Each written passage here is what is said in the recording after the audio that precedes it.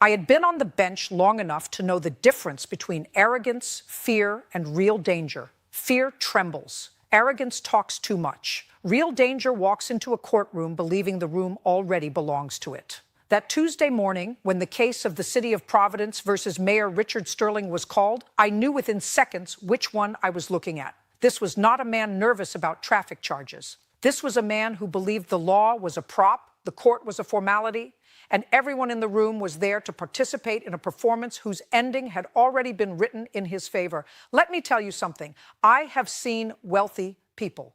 I have seen connected people. I have seen men who thought the title before their name was a substitute for a conscience.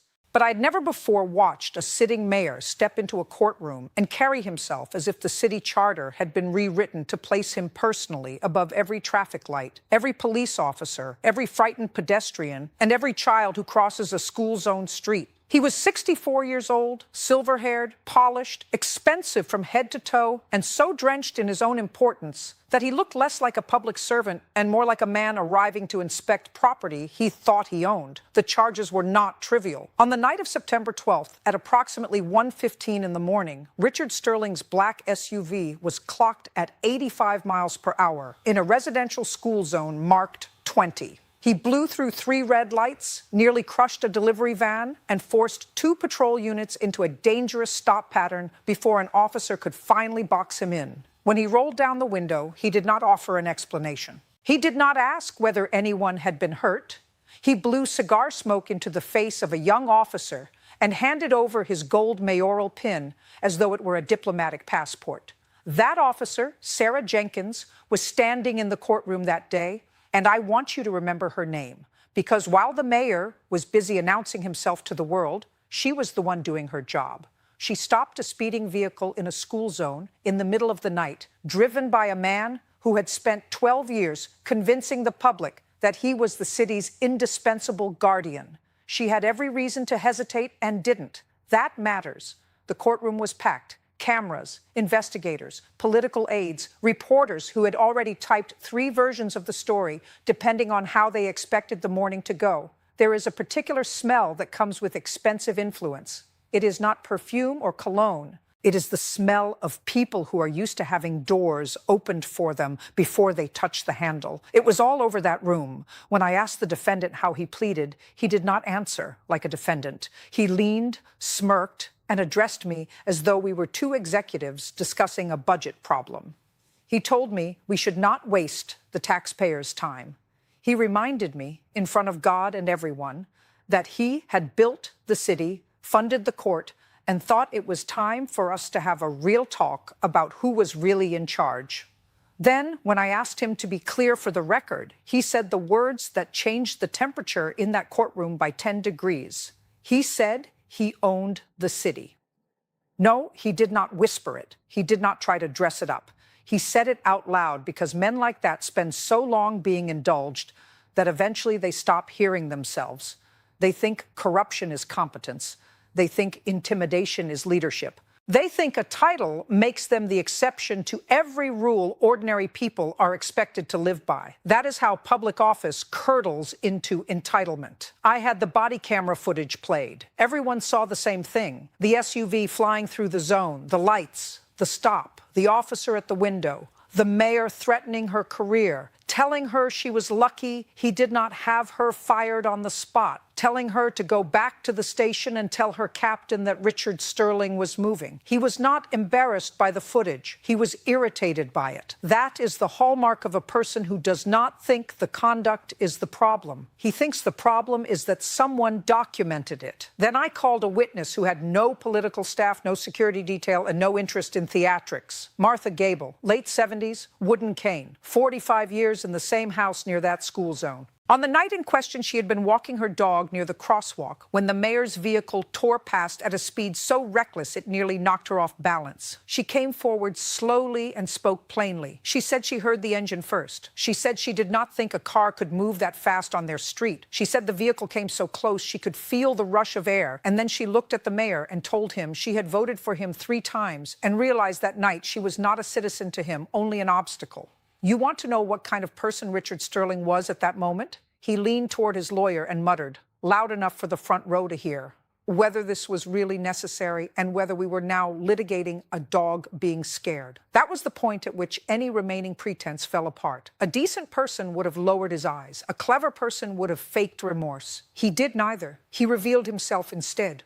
And once a person does that in my courtroom, I pay very close attention. Now, here is where the matter went from ugly to catastrophic. Cornered men do one of two things. Some become quiet, others become transactional. Richard Sterling became transactional. He approached the bench during proceedings, ignored warnings, leaned in, and suggested that we be adults. He told me the city had projects that needed his signature. He said he was prepared to make a significant donation to any educational fund of my choosing if we called the matter a misunderstanding caused by stress and let everyone move on. He thought he was being sophisticated. He thought he was speaking the language of leadership. What he was doing was attempting to bribe a judge in open court. I asked him directly whether he was suggesting the court ignore evidence in exchange for a donation. He winked. That is not an embellishment. He winked and said, "Leaders take care of each other." That is when I had the clerk note every syllable, because the defendant had just promoted himself from a reckless public official to a man facing attempted judicial bribery. His lawyer collapsed into himself. The mayor finally lost color. But the morning still was not finished with him. Just before I had taken the bench, the city auditor had delivered a file. Internal audits, discretionary accounts, construction contracts, school lunch funds, park maintenance allocations, records showing that the generosity Richard Sterling had been boasting about was not generosity at all. It was a shell game. Money diverted from public services, routed through development projects attached to contractors in which he held private interests. He stood there claiming he built stadiums and bridges for the city, while the papers in front of me showed he had been feeding himself from the same trough he told the public was for children. I opened the file in open court. His lawyer objected. I overruled him. The documents were devastating. The discretionary fund he had implied could be used to smooth over this case was built in part from allocations intended for school lunches and public park maintenance. Contracts connected to the projects he loved to brag about had gone to companies that benefited him privately. He had not built the city. He had mined it. At that point, I had been on the bench long enough to recognize the difference between arrogance, fear, and real danger. Fear shakes. Arrogance talks too much. Real danger walks in as if everything already belongs to it.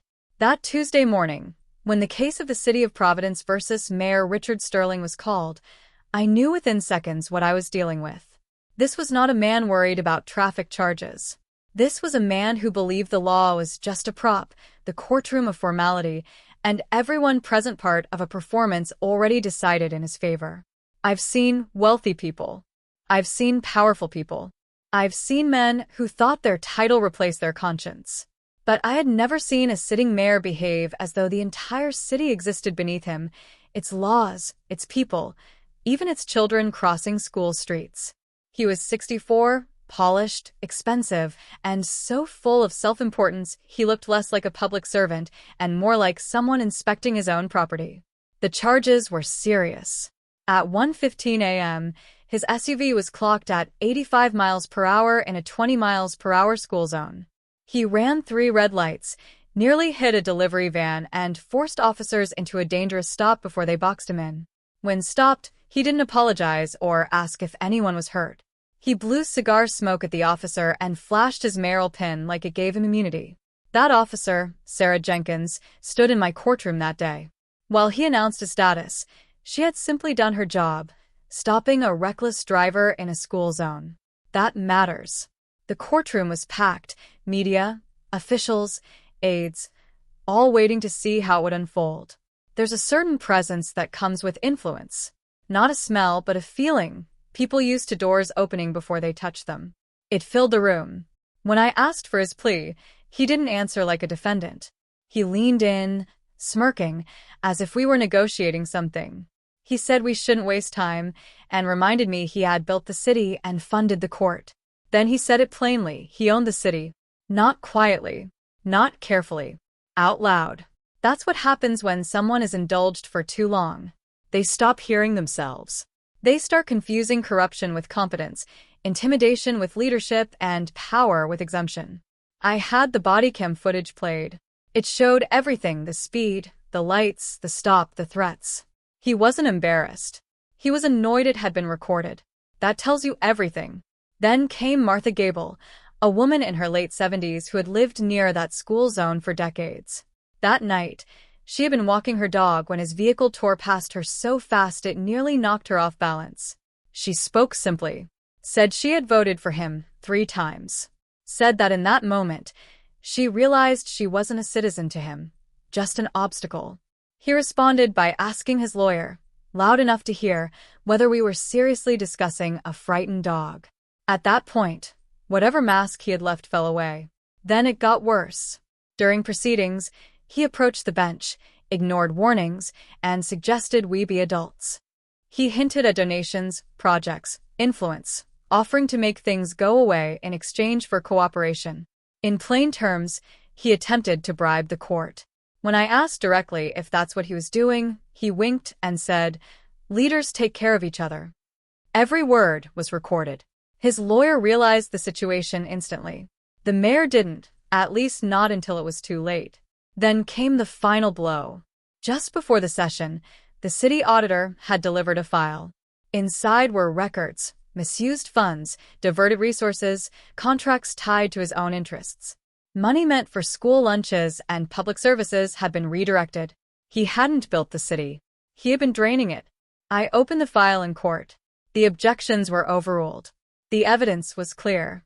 This wasn't just reckless driving anymore. It was systemic abuse of power. I told him exactly what it was. He wasn't sorry for what he'd done. He was sorry he'd been caught. There's a difference. A desperate man stealing bread is one thing. A public official stealing from the people he claims to serve is something else entirely. The law can have compassion, but it also needs a spine. Before sentencing, I had Officer Jenkins stand. I made it clear. She represented the city better than he ever had. He had authority. She had integrity. Then I delivered the verdict.